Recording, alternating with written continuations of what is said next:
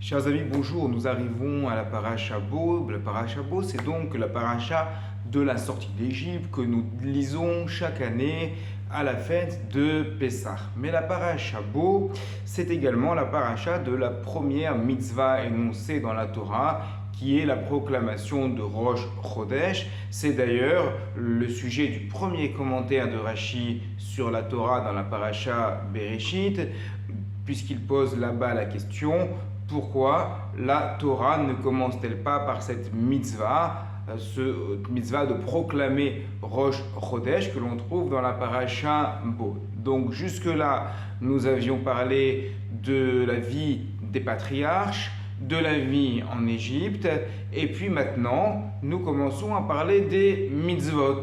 Cependant, quand on regarde correctement le déroulement de la paracha, le déroulement de la Torah, on voit que les choses ne sont pas si simples.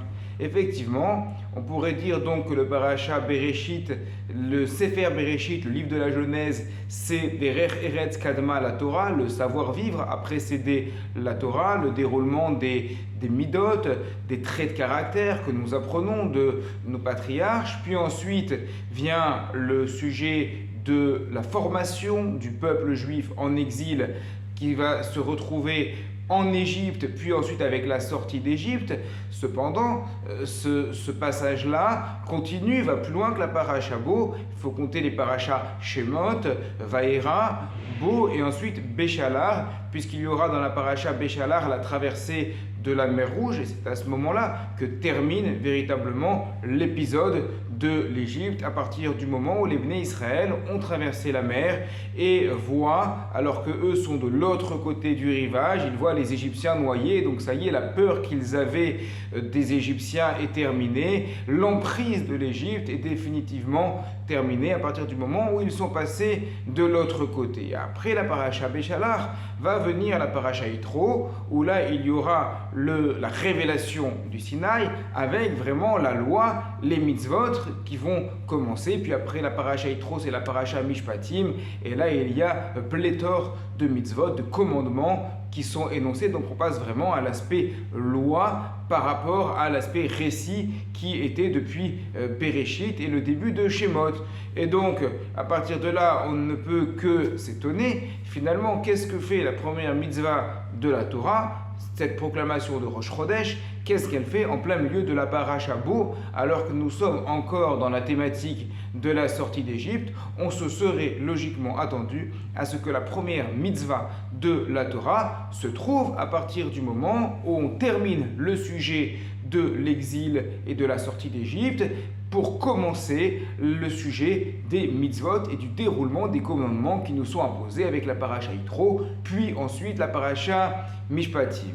Et justement, l'idée de la Torah de placer cette première mitzvah en plein milieu du sujet de la sortie d'Égypte vient nous montrer que ces quelques découpages que nous pouvons faire dans la Torah ne sont jamais complètement figés.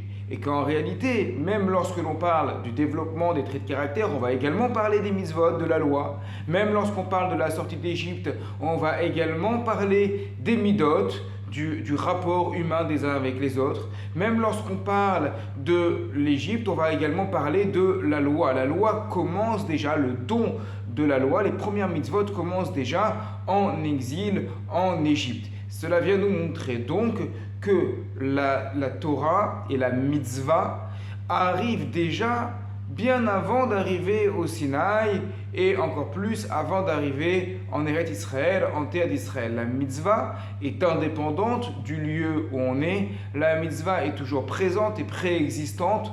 Nos maîtres ne nous enseignent-ils pas que les patriarches eux-mêmes respectaient déjà les commandements et respectaient déjà les mitzvot? Ainsi, on vient nous apprendre que la première mitzvah est donnée en exil, alors que la Torah n'a pas été donnée. Et du coup, c'est une leçon pour nous tous qui sommes en exil, parce que nous n'avons pas toujours le Beth Amikdash, le temple de Jérusalem, et de nous dire, mais même en exil, c'est là que commence le travail que l'on peut faire sur les mitzvot, sur les commandements. En fait, la loi de la Torah, le mot Torah signifiant lui-même loi, est présent partout, se retrouve dans toutes les dimensions de nos vies, que ce soit dans nos rapports humains des uns avec les autres, que ce soit dans notre rapport à la Emouna, à la fois, puisque c'est ça aussi l'exil et la sortie d'Égypte, c'est la constitution et du peuple juif et de la Emouna, la loi est présente et préexistante à tout, notre rapport à la mitzvah et ce qui constitue notre peuple juif. Shabbat Shalom à toutes et à tous.